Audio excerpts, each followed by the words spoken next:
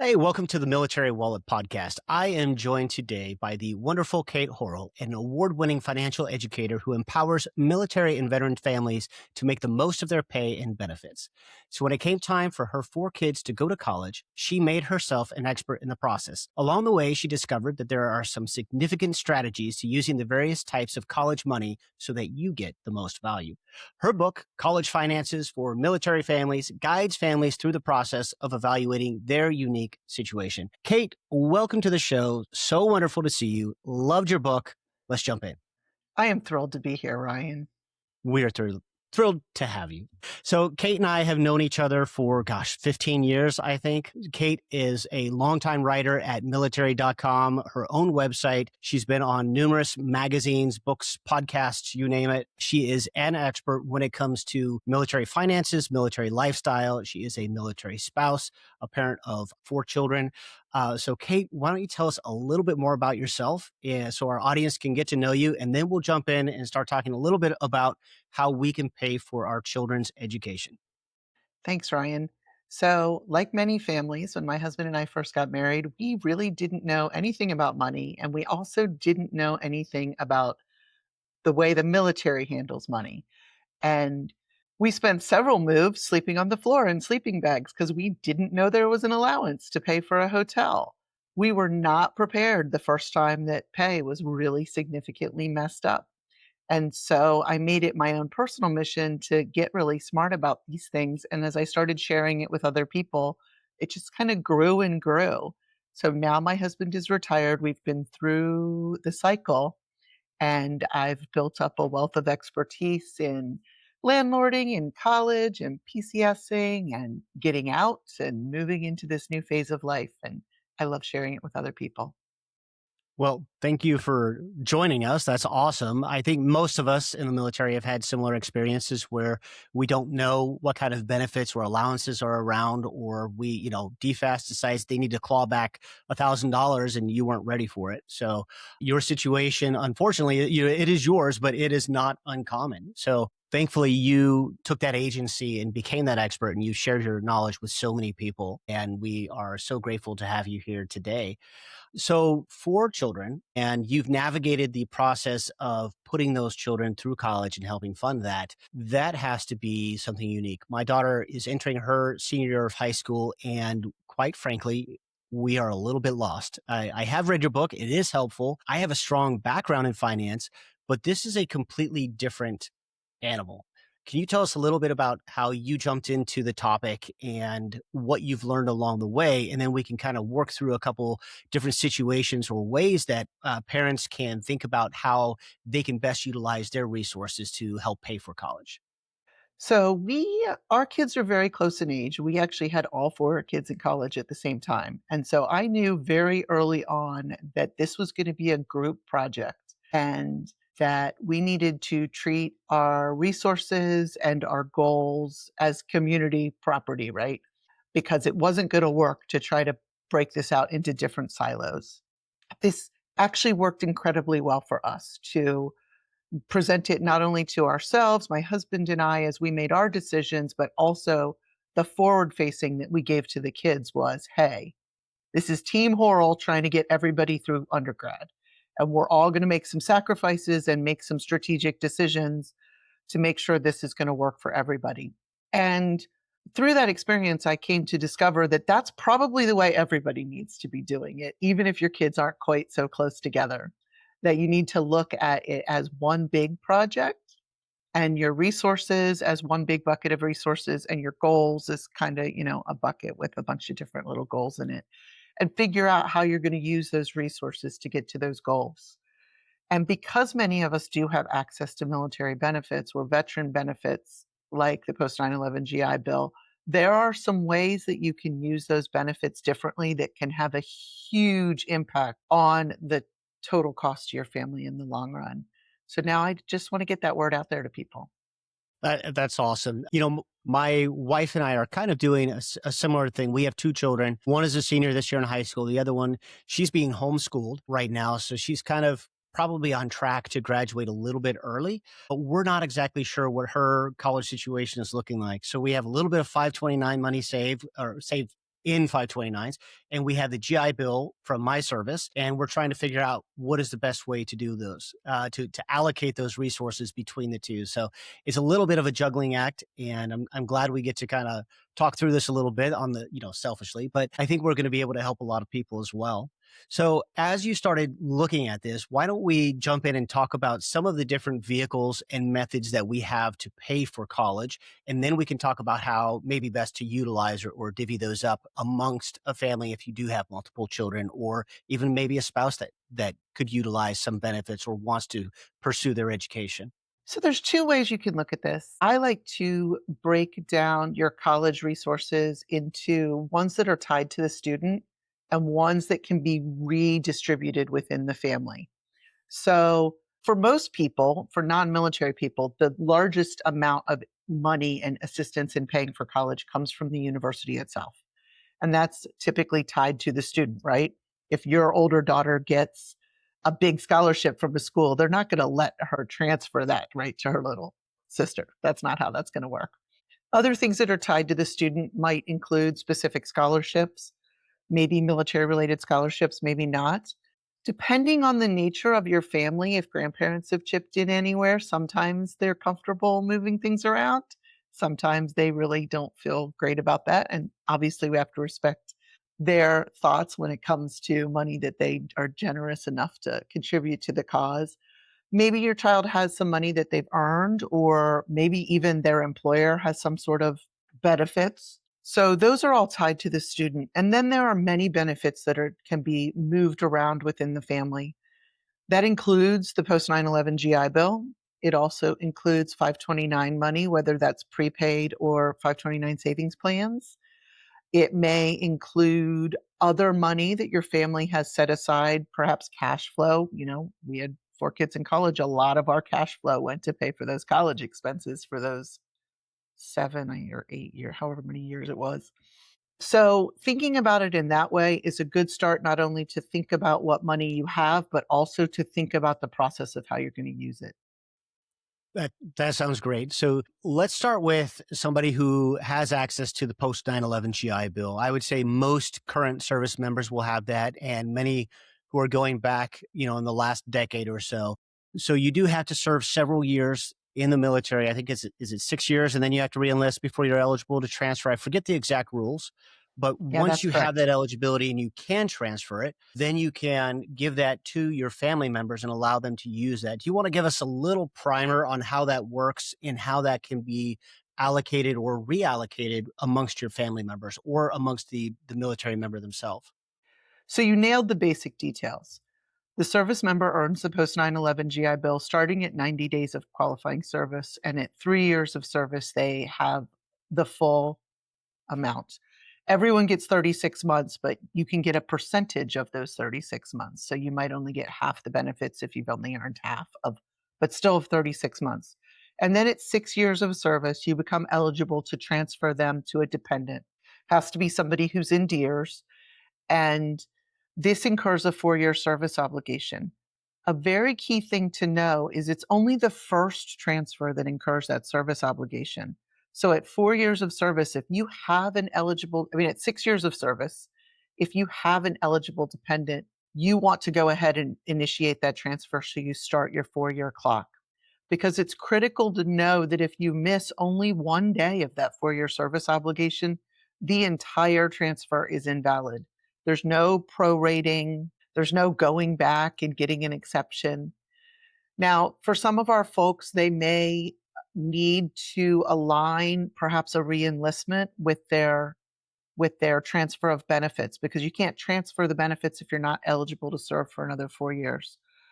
Usually for our enlisted folks, that might mean getting an extension on an enlistment or doing a reenlistment and then going ahead and initiating that transfer as soon as physically possible, because you want to make sure that you are able to complete your service obligation. Once the benefits are transferred, a spouse can use them immediately. Now, you can imagine, based upon what I just said, that can be a little bit risky. If your spouse goes and uses all 36 months of benefits and then you don't complete your 4-year service obligation, that's now a debt to the VA. So you want to be very careful not to do that. Children are eligible to start using benefits when their service member, their parent, has served for 10 years of service. So thank you for bringing up the eligibility. And one of the highlights is you do need 4 years of retainability. This is a benefit for the service member and their family, but it's designed as a retention tool. So it's not just a, hey, here you go, everybody gets benefits. It's a, yes, you may have them, but we need you to serve a few more years. So if you don't have that retention eligibility, then, for example, if you say you're coming up on retirement and you hit that 20, there's a cap. They may not allow you to transfer that.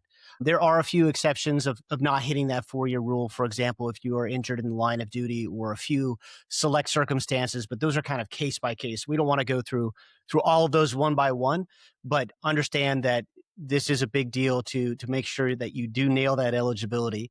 So, Kate, why don't you tell us one of the really cool things about once you have established that eligibility? I've transferred it to my children. I've already got them grandfathered into the system. And let's say I put my oldest daughter for all of the benefit and then she gets a full ride scholarship. What do I do now? That is one of the really powerful things about the post 9/11 GI Bill, particularly as you're planning for multiple students, is that as long as they are eligible and they are in the system, you can move the benefits around. The service member retains the right to modify or revoke their transfer at any time. So that means that if everyone's been assigned even a month, you can juggle benefits around. An important thing to note about that, however, is that once you leave the service, you can't add anyone new. Now, this is a bummer if you have a baby after retirement or after you separate, which often happens. But more importantly, if you are going to transfer among students, you don't want to let any student run out of months if you're no longer currently serving, because you can't add them back in to give them more months. And this is a little trick that has caught a few people, unfortunately. Those months don't disappear. You're just now limited in who can use them. But being able to move it around among students is incredibly valuable, not only because you may have different strategies along the way, but then some of those kids are going to stop being eligible at age 26.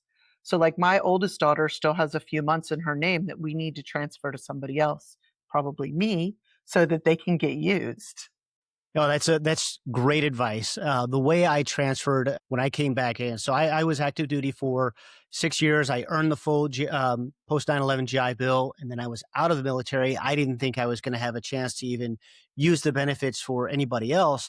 But then I came back in and joined the Guard, and then as soon as I joined the Guard, I was able to transfer it immediately because I had that 6 years of service time. And then I had enlisted for 4 years. So I started the clock immediately. It ran concurrently, which is a nice benefit with the post 9/11 GI Bill transfer. That service obligation will almost always run concurrent to other service obligations. Some others may not, depending on your situation. But what I did in the strategy was to transfer 1 month to my wife just to get her in the door if she ever wanted to use it. I left 1 month for myself and I put the rest of it split equally between my two daughters. Now they're coming close to the age of eligibility or being able to use it for college, but we're not sure what that looks like. But I wanted to give them that opportunity and give us that flexibility to be able to move those benefits around as needed. You pretty much nailed the strategy right there, Ryan.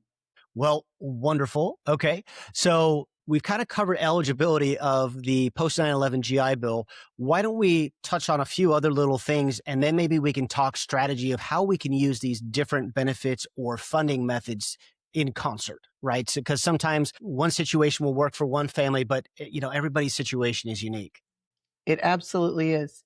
So there are lots of other ways to pay for college besides the GI Bill, which is a good thing, right? Because most families only earn one, some families earn two, but nobody's earning more than two GI Bills. So again, as I said, the colleges themselves are often the greatest source of money, whether that is need-based aid or merit aid, which might be athletic, it might be academic, it might be artistic, it may be tied to a certain demographic group that you belong to.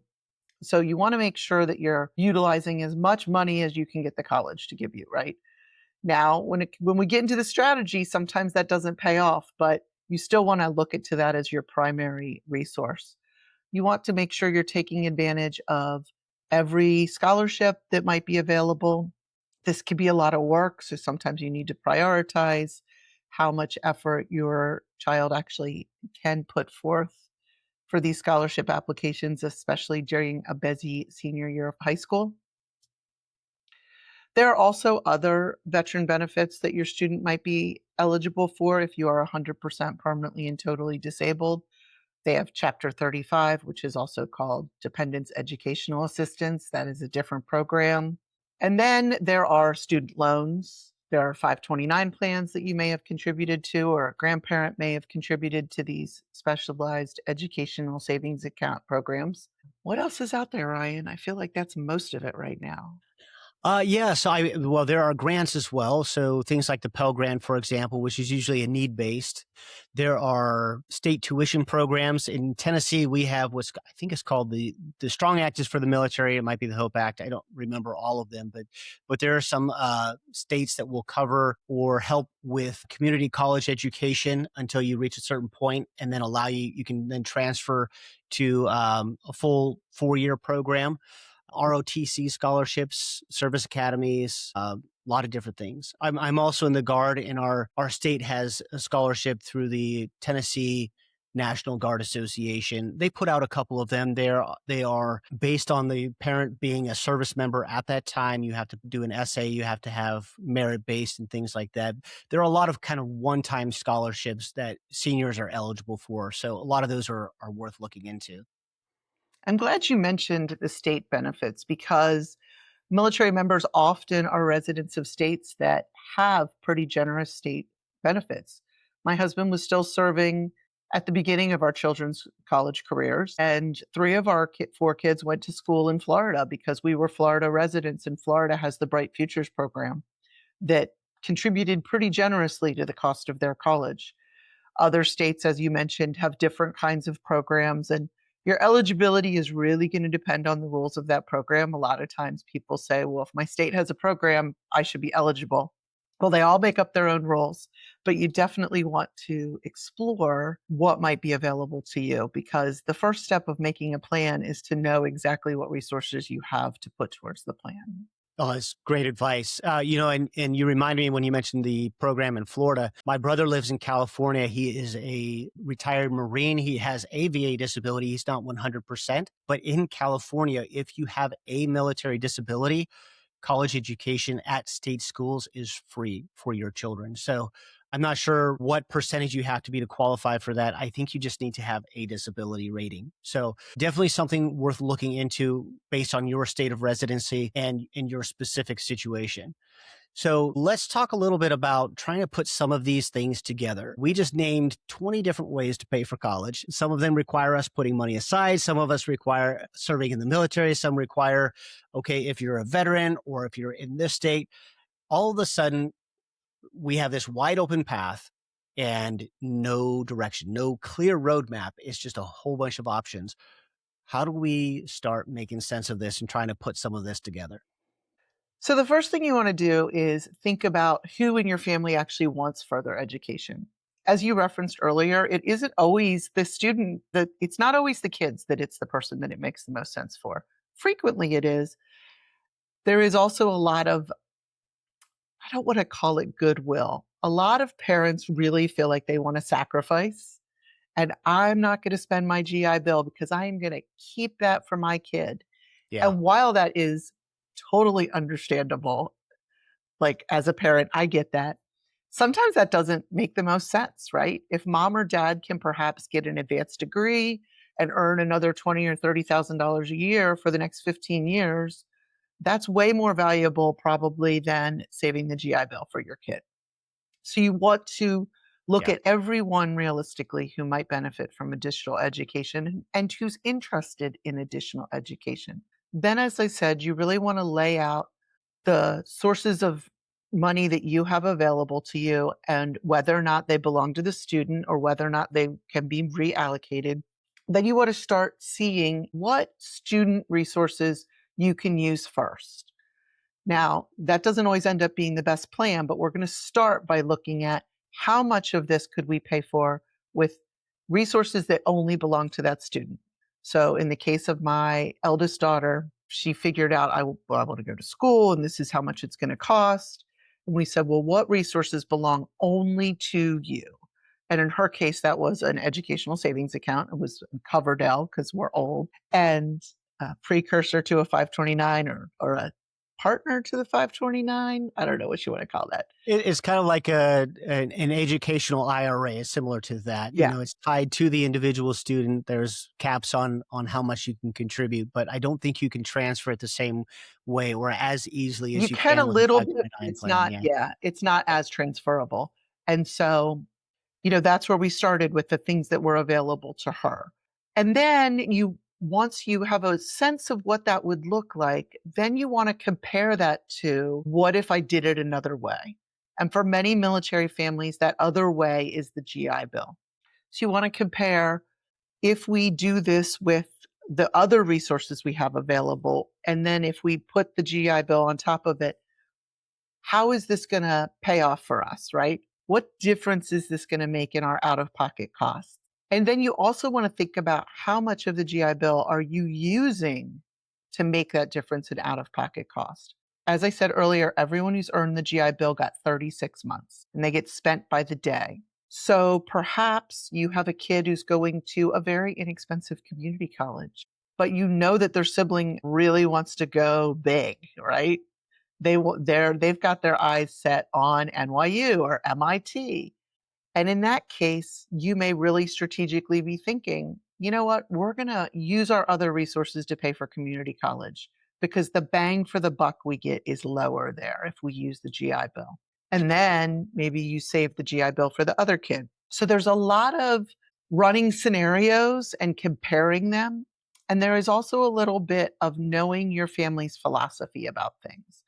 Every parent or parents, depending on how many people are making these decisions, look at paying for college differently. And they have different values and different ways that they want to support their kids or ways that they want their kids to have, their own support going into this project. So that also gets filtered into it. No, I love it. All that advice. In fact, I want to actually take a step back and highlight one of the things you brought up, which was, does your child even need to go to college? And we don't need to go into a deep philosophical conversation about that. College is not for everyone. I think you and I grew up in that era where you have to go to college to get a job. And now we're kind of seeing things swing the other way. And I don't think it's required for everyone. There are times and places, but I'm glad that you brought that up. And I think that is the most important question to ask. And that's one of the things we're dealing with. One of my daughters may or may not go to college. We don't know yet. And we're going to support her either way. But it's understanding, okay, if she does or doesn't, that really impacts how we use our GI Bill, for example, for my older daughter. So I love that. So as we're looking at this, we also want to have, I'm going to come back to one of the things you touched on earlier, where you talked about having family assets and you had that clear communication with your children about what these community family assets look like and how can we use these for the betterment of the entire family? How can we allocate them? And having those discussions with your children kind of as they're growing up and going through high school gives them clear expectations on what they might be able to expect. Because if they're hard set on going to a $75,000 a year private school, but that's just not in the cards financially, it's better to have that conversation when they're younger versus, they're applying now and their heart is set on it when, they might not be able to afford that.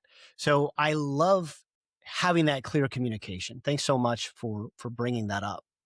Well, you're absolutely right that that is one of the things that is going to make the process easier for the family, and it is likely going to result in better outcomes. So it's not even just about the touchy feely, wow, we want to make this less unpleasant, because the whole process can be a little unpleasant. Let's be honest. Like, it is stressful to apply to colleges. It is stressful to try to figure out how you're going to pay for it. But if you and your kids are not on the same page at the beginning, you can get yourself into situations. And unfortunately, I do see families who, because there isn't that expectation piece up front, they end up funding educations that they don't actually have the money for, which puts everybody in a bad situation. And then, in my opinion, even worse, if you put yourself in a bad situation for kid one and there's two or three or four kids, that's going to have a ripple effect because either you're going to think that you need to do the same thing for the subsequent kids, which at some point becomes catastrophic, right? If you take out $200,000 worth of loans times three or four kids, now you have created a real financial problem. Or you don't give kids two and three the same opportunities that you gave kid one. And now you're creating perhaps a little family dynamic situation that you did not want. Yeah, that family dynamic and potentially creating resentment, which this could be long-term resentment that could last for decades. We don't want to do anything like that. So I love that communication aspect and sitting down and talking about what the children's needs are. And you mentioned using your GI Bill where you're going to get the best bang for the buck. For example, paying for community college out of pocket so that you can use the GI Bill for a more expensive either state or private school with the yellow ribbon program, and many other schools will match or give extra funding or just change their pricing to match whatever the GI Bill is so that they are not creating an undue financial burden on parents or users of that GI Bill. So I think it's great to look at this holistically and build a family plan that's based on the unique needs of each student versus just saying, you get a free ride, you get a free ride, you get a free ride. We're going to make it all work, but not really having a plan for it. It's really true. Now, I want to be careful though to say that depending on your kid, this doesn't necessarily mean you need to squash their dreams, right? Now, not every student, at 16 or 17 or 18 is really ready to accept this reality. But sometimes you can say, hey, you know what? You can apply here, but that doesn't mean you can go there. And again, depending on their personality, sometimes that's a great path. Sometimes that is a path that's not going to work so well for your family. So you want to have a little bit of situational awareness about your kid's reaction.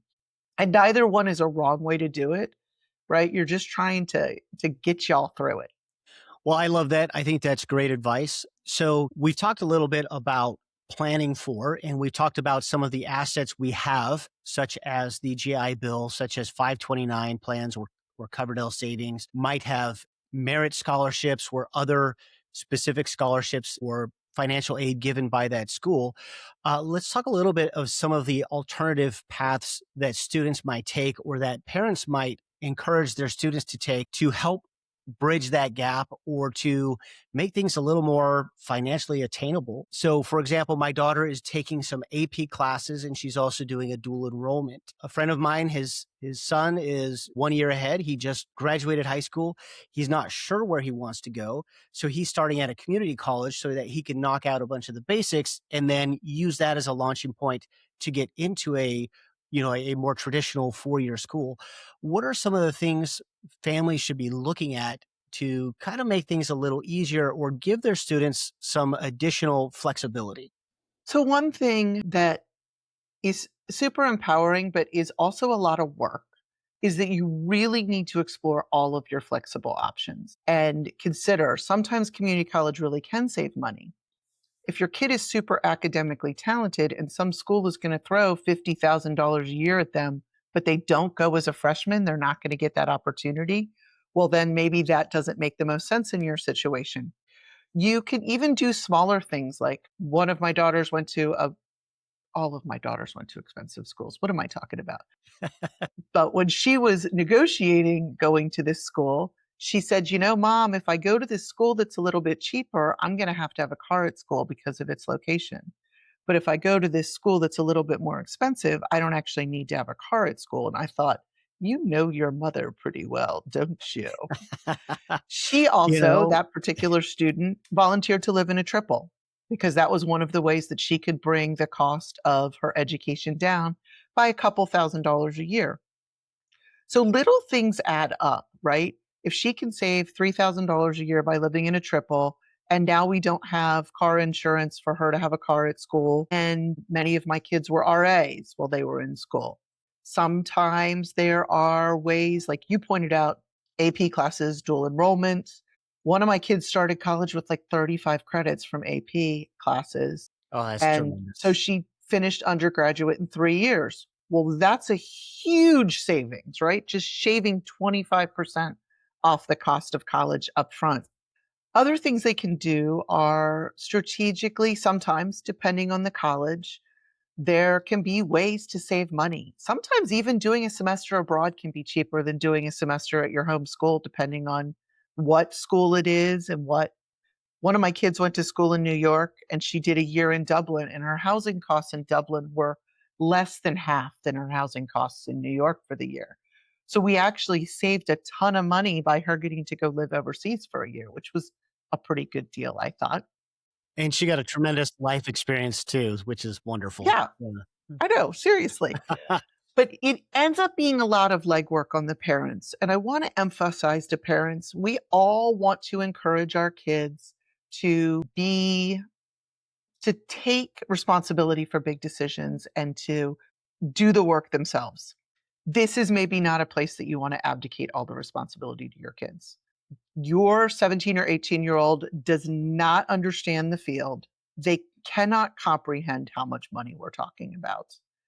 And they don't have the life experience to put together nitty gritty little pieces of information to evaluate things clearly the way you're going to need to evaluate it to make good decisions. It kind of makes me crazy when people say, I'm just letting my kid do it, because invariably that ends up making it harder or more expensive than it needed to be. No, that makes perfect sense. This is our first foray into college in helping our daughter choose, and we have been working with her for the last. We started probably at the end of the halfway through the first semester of her junior year, just trying to get her an idea of what she's looking at. We've done a couple of campus tours, but she's very academically minded, incredibly intelligent, but she doesn't know exactly the direction. She has a ballpark idea of where she wants to go, but she doesn't have it selected yet. That's perfectly fine. I didn't have a clue where I wanted to go either. But we decided to hire a company. It's kind of like a college prep program. Now, she's done very well on her ACT and the pre SAT, so she doesn't need it for that. But they actually do a lot more in terms of coaching her to do personality tests, a little bit of academic to understand which direction she's good at. And they help coach her in on her essays, her applications, getting letters of recommendation, all the fun things that you need to do that are kind of difficult to navigate if you've never done it before. So we just started that program. We're excited to have that help kind of on a professional side because it is daunting. There are so many different paths to take and there are timelines and different programs and things that we as parents who don't do this full time, we just don't know. And often you don't know what you don't know. So that is an option too, is to go get some outside help, whether that's from a high school guidance counselor or a local company like we're using or fill in the blank. I'm sure you might have some other advice there as well.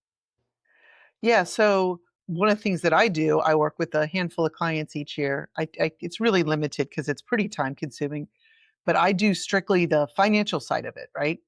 Because like the coach that you have hired probably doesn't understand VA benefits. I'm going to guess. There are a few educational consultants out there that actually do have, usually they're a military family themselves. And so they do have the expertise to do that. But that is something that I really enjoy doing because it just helps people.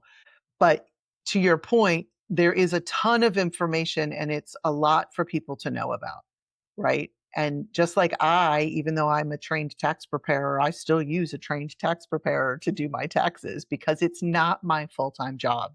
And I can't possibly keep up with it all. So a lot of times, yeah, people might want to get a little help.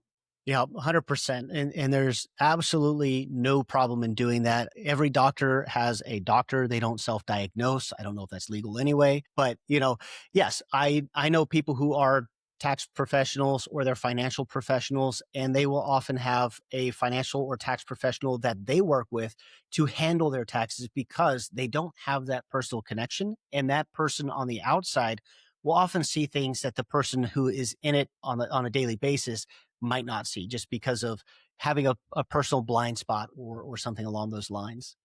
Yeah, it's a lot of information. Well, let's talk about one or two other things. We did talk about the question of do you need to go to college? And, there are a couple alternatives I would like to toss out there because I think they are fantastic alternatives for some individuals. For example, trade schools and certifications. Not everybody needs a college education. You do need an education. What type of education that is up to you.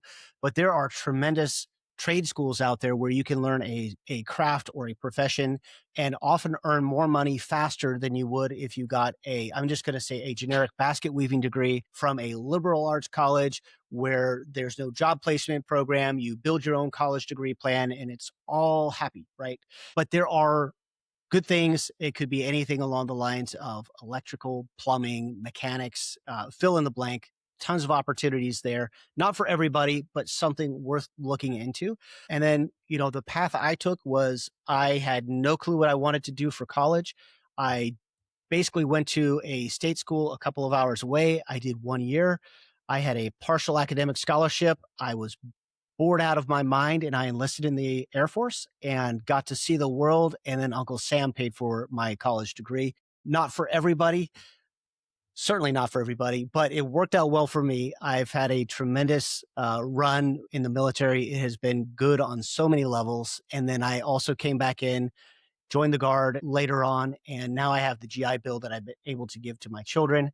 So, military service, whether you enlist and do it that way, you could also do college ROTC, which is a plan for many people where you do a traditional 4 year college degree and you are kind of part time learning how to do military on the side, or you could do a service academy, which is a tremendous opportunity as well. And I know I just ran with this, but I'm sure you have a couple ideas to add as well, and I'd love to hear them. Well, I just happened to listen to today a webinar on apprenticeships, and I learned a ton. And in fact, one of my kids who has a very expensive 4 year degree, I thought maybe I should send her this job, this link to apprenticeships, right? You get paid, you get an education, and you come out with a nationally recognized credential of some sort. Yeah, no, I love that. And that's something that a lot of these trade schools, you have apprenticeships with that as well. But you can also do an apprenticeship where you have a more white collar style, or you do an internship during college that can help pay for some of the college programming as well. Some companies, this is not as common, but some companies will do a hiring kind of toward the end of your degree program and put you through a master's right away or something like that. There are a lot of creative ways that you can pay for college along the way. So I love that. What was an example of that apprenticeship, just to give some of our listeners ideas of some of the industries that might hire for that type of thing?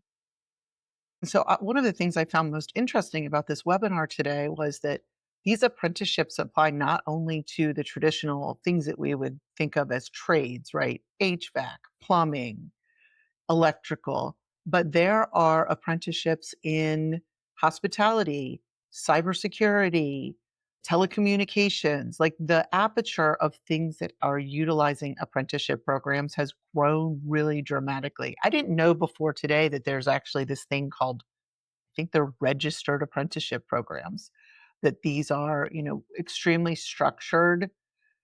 It's not like some fly by night that you're just gonna go work for a local guy and you're gonna call it an apprenticeship. I mean, I'm sure that those still exist, but these are highly structured, highly, I don't know about regulated, but they have a path to a goal. And so I just thought that was so cool. They have hundreds of things on the list. Now, what I did notice was that just because a job exists on an apprenticeship list doesn't mean that there's actually an apprenticeship for that job available right now, because they are employer dependent. You, you can't make you could hypothetically make an apprenticeship if you were able to find an employer who wanted to go that route with you. But typically, it is the employer who has identified that they want to bring apprentices onto their program. That's tremendous. I was not aware of this either. I know that there are internships, and I usually associate apprenticeships with more of the trades, right? As you mentioned, plumbing, HVAC, electricians and things like that. But that is a tremendous opportunity. And I would actually encourage people to look into that. Not only would you get paid But the most important thing, I think, many students in this generation, especially in the last 5, 10 years, really struggle because it's that chicken or the egg, right? You graduate college, but you don't have that experience. So a college or an employer might not want to hire you because you don't have that. Well, how do I get that experience if I can't get a job? And I think that's a way to gain some experience, gain some pay. You don't have to lock yourself in for years and years. I'm sure you can get some of that and then use that as a stepping stone, either internally with that same company or to try to use it as a launching pad for a better opportunity. I love that. I think that's tremendous. Yeah, it's really great. Well, are there any things that we have missed, such as common situations perhaps that military families are finding themselves in, or maybe some common misconceptions, myths, or mistakes that people make that we want to give them a chance to think about before we tie everything else together? Yeah, so 2 things I want to make sure we hit on. One of which is you mentioned earlier the partnerships with the VA that help bring down the costs of some more expensive schools. The program's called the Yellow Ribbon Program, and I get a lot of misconceptions about the Yellow Ribbon Program. So the really important thing want people to take away from this is that the Yellow Ribbon Program is actually part of the post 9/11 GI Bill.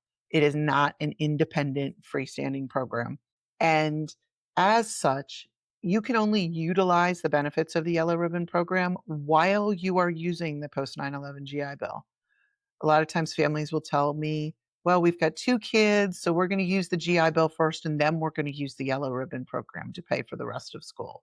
No, no, no, no, no. That's not actually how this works. So that is a critical point that you have to understand in your planning process. The other thing I want to throw out there is that military families have some unique residency benefits. I consider them all benefits. Some people will disagree with me on that. So military kids by law, if you are currently serving, are eligible for in-state tuition in the state where you're stationed, where the parent is stationed. They are also almost always eligible for in-state tuition in your state of legal residence. And that could be both parents could have different states of legal residence. So hypothetically, this kid could get in-state tuition in Tennessee and Florida and Maryland, for example. In addition to that, many states have advantageous laws that will be a little bit more generous with their residency requirements if you are military affiliated, state specific. So you're going to want to look into that. But lastly, when you are using any VA education benefits, whether it's either of the GI bills, if it's that DEA Chapter 35 we talked about, if it's the Veterans Rehabilitation and Employment VRE benefits, while you are using those benefits, the school needs to waive the residency requirement to get in-state tuition. Now, again, there is a little misconception there. The word on the street is you just get in-state tuition if you're using the GI Bill. It is a little bit more complicated than that, as always. But generally speaking, that's how it shakes out. So you want to make sure you understand the specifics because that in-state tuition can make or break your financial plan.